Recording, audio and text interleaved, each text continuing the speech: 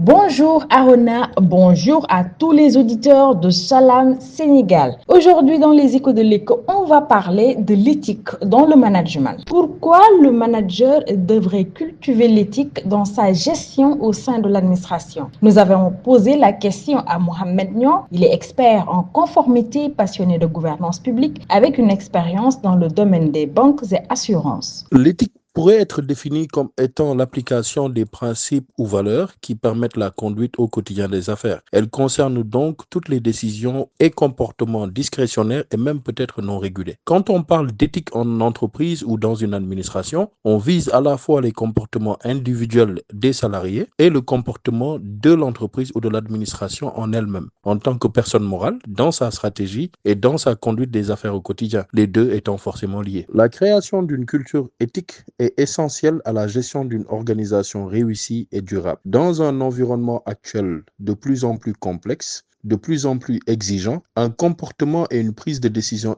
éthique peuvent permettre de circonscrire tout ce qui est risque de réputation, tout ce qui est également lié aux performances de l'administration. En donnant lieu à une priorité à la culture éthique, les administrations peuvent favoriser un environnement où les collaborateurs déjà se sentent valorisés, où l'administration en elle-même est attractive dans le sens où des valeurs comme l'intégrité, comme la communication, comme la transparence y sont véhiculées. De plus, l'adoption d'une culture éthique permet de renforcer la confiance de toutes les parties prenantes et améliorer la réputation de l'administration, surtout celle publique. Et puis, l'application de l'éthique permet de lutter contre certains fléaux. Notre expert Mohamed Nian nous en dit plus.